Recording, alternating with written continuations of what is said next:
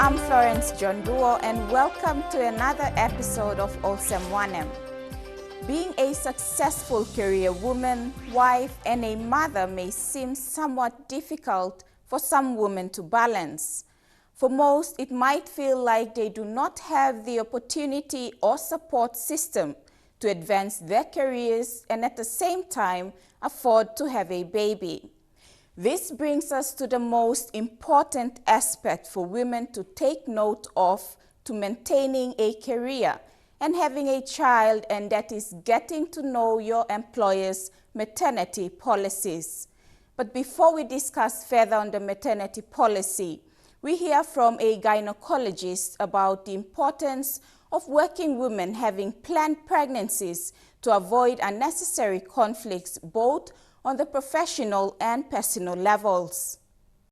The pregnancy is a major, so in a year of your life, it's the major thing, because the pregnancy is 9 months, then there's the delivery process, then there's after the birth in the first few months. So it's virtually a complete year out of your life. It's so important that you don't have other things that may conflict with all the care that you need and all the things that you need to do to make sure the pregnancy is okay and safe and fits with your partner and your family and your own life agenda as well, whether you're an employed woman or would you like working some training program, but you look please, long one something, you like working longan, and then the pregnancy, and you plan it for the best time so there's no conflicts between the pregnancy and all the other things in your life, which are also important.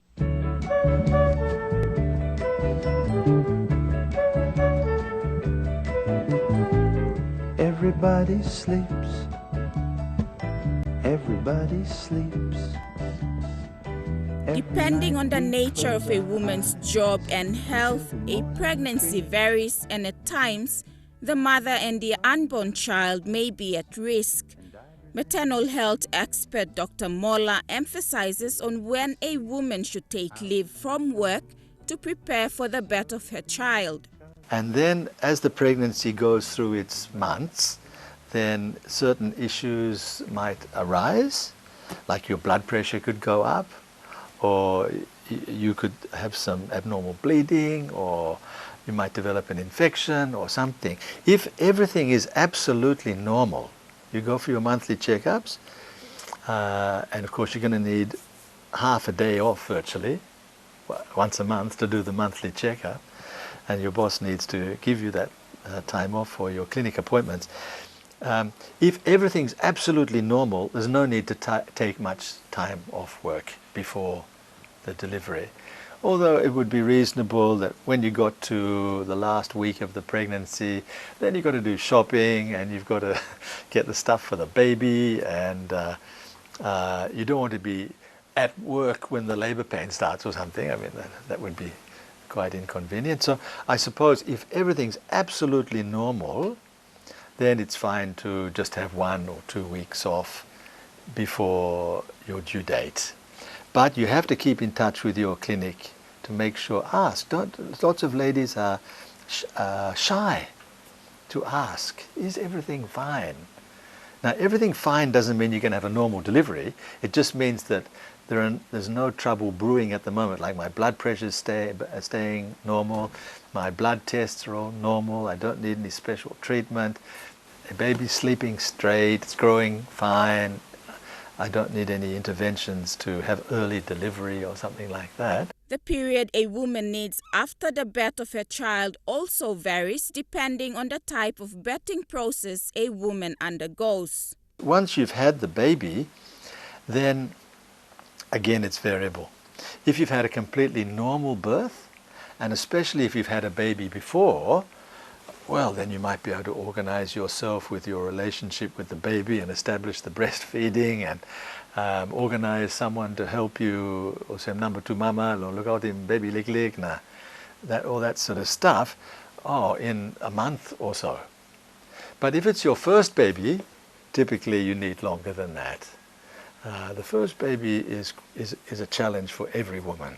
For all career women who are planning to have a child or are awaiting the birth of their child, This is the advice from Dr. Mola on how you can divide the period of your maternity leave. So I would recommend for the first baby that if you're eligible for, like they say, 6 weeks before, 6 weeks after, that if everything's normal, you only use 1 or 2 weeks of the 12 total weeks before, and you save up 10 weeks or so for after, which is the time when you really need that time, just sorting yourself out, establishing your relationships in this new family setting, and also the breastfeeding business, because we now know that exclusive breastfeeding is the best thing for the baby. Not even a spoon of water should go into the baby's tummy in the first 4 months of its life. Now that's very difficult for a working woman, because even if she uses her whole 10 or 11 weeks after the birth, that's still less than 3 months, right? So she's going to be going back to work, but she's still meant to be exclusively breastfeeding the baby. So she's going to have to express or something, or she's going to have her number 2 mama, helping mama, yeah, long kissing baby, come to workplace. Because he got law of Papua New Guinea told him, what at the employer? Must give him space long old nubla mama in the workplace to breastfeed their baby every 3 to 4 hours. With all the different types of leave entitlements and labor laws and policies that we have in our country, it is important that working women make it their responsibility to find out and understand them, so they know what type of leave they can get and in what situations. I think the woman should really discuss the issue of pregnancy with the employer ahead of time, so there's no surprise and it doesn't conflict with HR plans within the employment scene. And then if you have a good relationship with your employer, then everything will be smooth sailing, I'm sure. No problems there. By kissing half a day off every month, go to clinic. And if you're not feeling too well, and you can always claim it on your sick leave, of course. The law says that pregnancy difficulties can be claimed as sick leave. And I think labour regulations are we get 10 days of sick leave extra every year. So that can be used for women during pregnancy.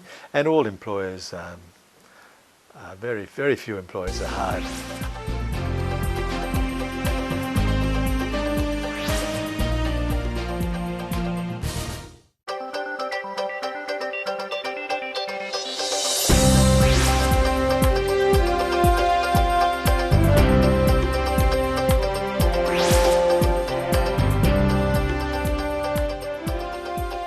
You're watching Olsem Wanem.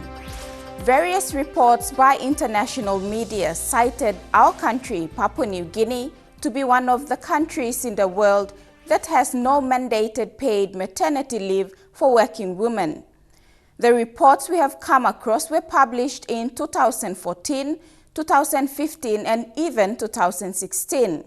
We now question if they, the international media that is, have properly carried out their research to justify this claim. Then, on the other hand, we question ourselves as Papua New Guineans if we are playing our part to advocate on the different policies for awareness purposes to both Papua New Guineans as well as the global community. Have a look at some of the snippets from these reports. Okay, so the world's largest economy also is one of 2 nations in the world without paid maternity leave. Shocking. How perfectly does this fit in? So the other place, so we're comparing a few different things here. So Papua New Guinea is apparently considered the worst possible location to be if you're a woman that is planning on giving birth or in a situation where she's having a child. While 188 countries, that's virtually every country, has paid maternity leave.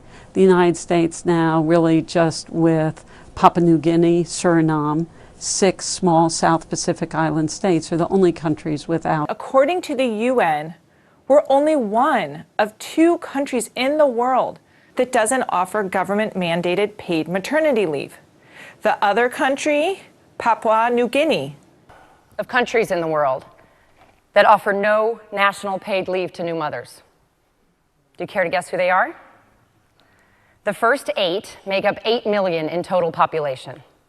They are Papua New Guinea, Suriname, and the tiny island nations of Micronesia, Marshall Islands, Nauru, Niue, Palau, and Tonga.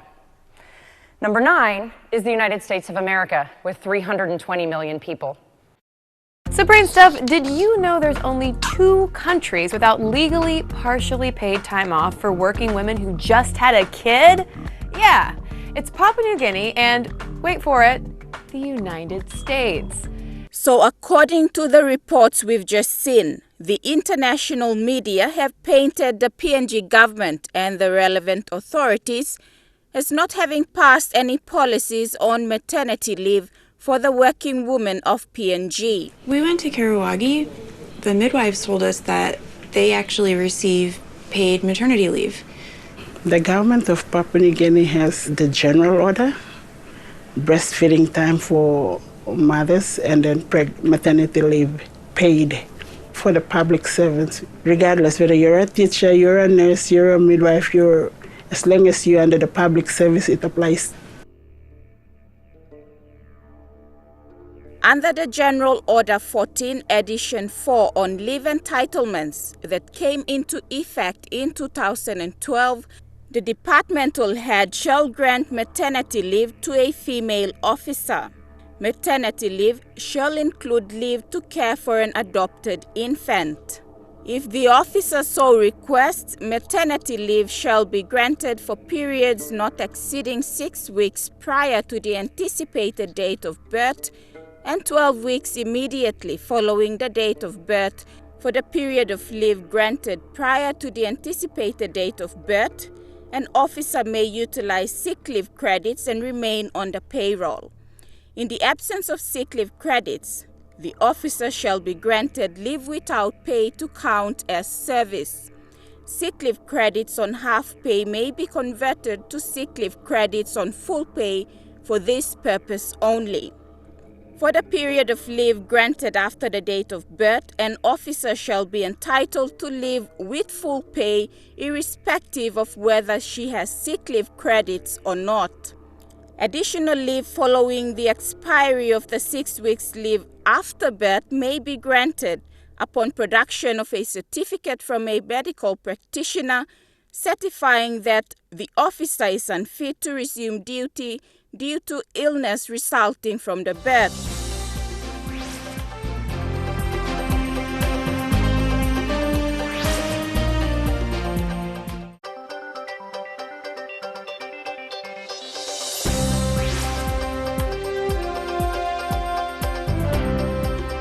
Welcome back to the program. In the previous segment, we heard about the laws on maternity leave entitlements for women in the public service. In this segment, we will hear stories of career women who have had their children whilst working in the private sector and their maternity leave experiences. And yes, they got paid maternity leave. The type of paid maternity leave this woman got whilst working in the private sector depended on the company or organization they worked for. However, this does not represent the entire private sector. It is understood that some companies, which we cannot name, have no paid maternity leave for women, and some have recently implemented paid maternity leave for their female employees. When I had my son, I was actually working with an organization that's based in Fiji. During that time, when I fell pregnant, it was at a time when we were actually in the middle of, or actually starting a research. And it was a very hectic time that time because of the pressure of getting the research done, the report done. We were also doing a documentary at the same time. So it was a very hectic time. I have to mention that that was my first pregnancy. And all the anxiety of, being a first-time mom, am I doing things right and everything? That was compounded by the fact that we had a deadline with our research. And the research demanded that we travel a lot. And there was a lot of late nights. And so there was this, I had to try to balance this, taking care of myself, making sure that I was looking after myself properly so the baby was, growing properly inside me, and the pressure of meeting deadlines that needed to be met, because we were that report and that research was funded by a donor, and we had a deadline to meet. So one of the things was, I remember traveling with a pillow throughout the time we were gathering data, because I was thinking of, because I was in my first trimester at the time, I was thinking I might have a miscarriage because we had to travel to different parts of the country, and then there were, so I had to, at some stages, I had to make a decision about, no, this is too dangerous for the pregnancy, I'm not going to do this, because at some stages of gathering data for the research, we had to travel on through very, in remote places in Papua New Guinea. So there were times when I had to sacrifice the professional work to ensure that I kept my baby safe. Well, after I had my baby, I stayed away for 3 months. My situation was very complicated because, like I mentioned, I worked with an NGO that was based out of Suva in Fiji.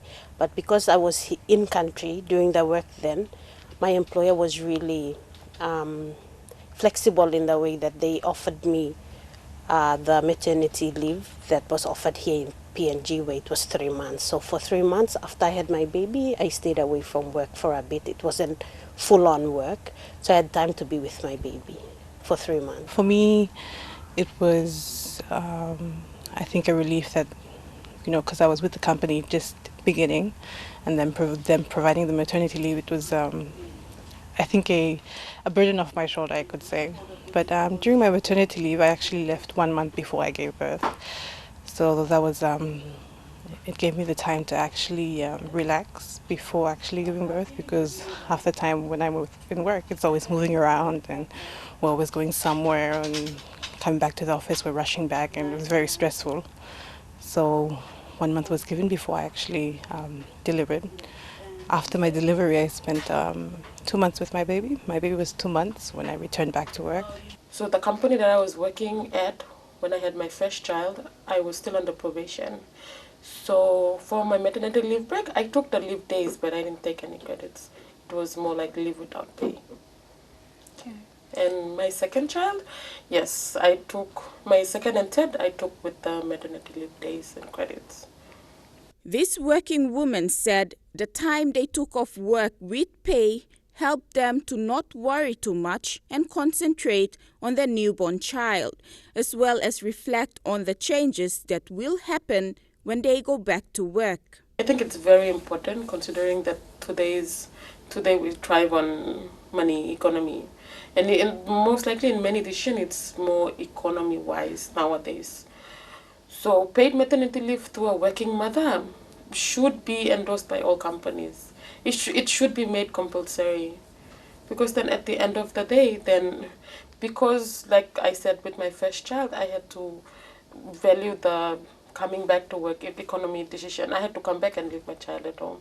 So if ladies were paid maternity leave for the duration of period of time they were away, at least they would help look after their child, ensure that the baby is okay and safe, they come to work. Because when they come early before that, half the time their mind is not at work. Sarah, after giving birth, made the decision of choosing her child over her career, which she says is the best decision she has made. So after I returned to work, after the 3 months, and then I felt like I won't be able to give 100% to work and to looking after my child. So what I did, I decided then, and with the support of my husband and with my tambus, I was fortunate enough to be able to make the decision to resign and stay at home and look after my child full time.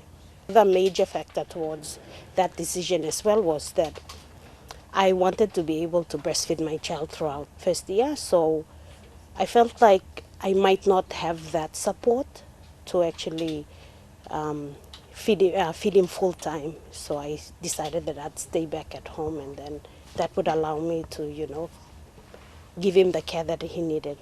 For all working women of childbearing age, regardless whether in the public or private sector, it is a must that they are made aware of the organization's maternity leave policies. I think it's compulsory that all companies should do that because in cases that I've come across, ladies don't know the maternity period of time.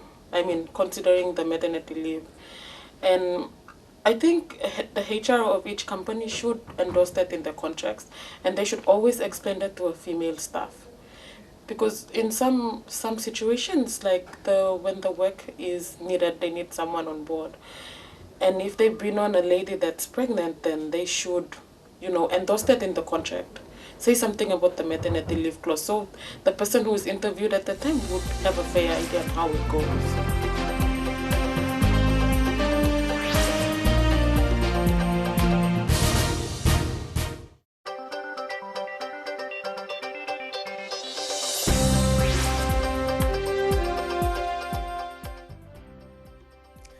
To conclude our program, we asked a few people what they think about maternity leave for women in PNG.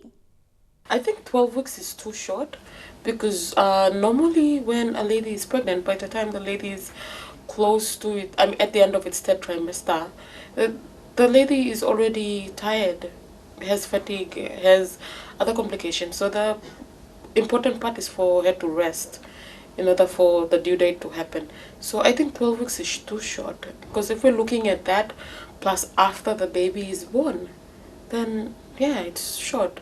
I think they should extend the maternity leave period to help cater for before and after delivery, the well-being of the baby before you come to work. But I think for Papua New Guinea, even with that 3 months, I think it's better than not having anything, And for 3 months, if you get to spend with your child, when the first I think 6 months or a year of your child's life is very important, and I think it's great that Papua New Guinea has given that time for women to be with their newborn before they return to work. And I think it should be given to every woman in the country. I know at the moment it's only available to public servants, and for women who work in the private sector, it depends on their employers how they want to, enforce their policies.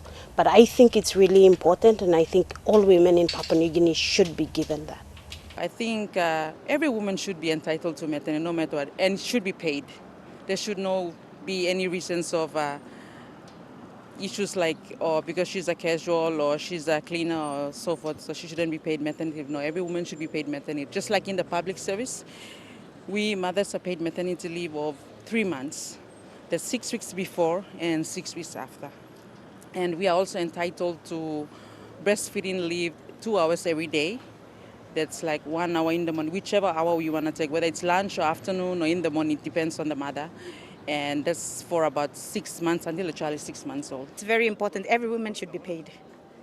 And again, each policy determines which weeks or which portions of the leaves they have to be paid. But on the outset, overall, I think every woman should be paid. We also asked if working fathers or fathers-to-be should be given time off work to help their wives when they deliver their child. These are what some people had to say. I suppose one has to consider economic issues as well here, but certainly some countries have established paternity leave, like old Papa Tui kan kisim sampla leave long halpim America in Pinini. But I think mostly in our society, most employers will give a man a few days off when his wife has a baby so that he can be with his wife during the birthing process and to stay with her at home for the first few days, the critical time when she needs all the support, having been through this physically very challenging ordeal, you'd have to say. One of the things that we fail to realize is because it's the woman that is pregnant and goes through all that, the pregnancy and everything, we fail to realize the amount of effort that fathers actually play in supporting the woman as she goes through the pregnancy and after she's given birth. And for women who've had complicated pregnancies, the amount of effort her husband plays in actually supporting her is tremendous. And that's something that, and also, they also deserve the time to, spend with the newborn that's come into the world, and the time that they need to bond with their child. I think that's very important, and that's something that we overlook most of the time, and we think that fathers don't deserve this, or that he's just, it's just another luxury leave that they take. But it comes with, I know a lot of parents out there understand, having a new child, a new baby come into your world, and if it's your first child, it changes a lot of things. So both the woman and the man need the time to actually reassess where their lives are, and they need the time to actually sit down and bond with their child and to see where they are as a couple and as a family. I mean, I think paternity leave is good, considering that now we have private hospitals that only allow the biological father of the baby to be in the delivery room with the wife. So I think companies should also acknowledge that paternity leave. Yeah. In my experience, I've only come across 2 companies that actually give out paternity leaves. Fathers should be at least given some time off in order to attend to the wives or to the babies. Yes, at least some days or a week. Definitely. Every father, every mom who's having a child expects their husbands or the partners to be there. And like Bank South Pacific, we always have our fathers or our male colleagues attend every delivery sessions or clinic visits, and of course they're paid. That's all we have for this week. If you have any comments or stories you would like to share, please send us an email via the address on your screen or leave us a message on our Olsem Wanem Facebook page. Until next week, I'm Florence John Duo, and on behalf of the Olsem Wanem team, thank you for watching and have a pleasant evening.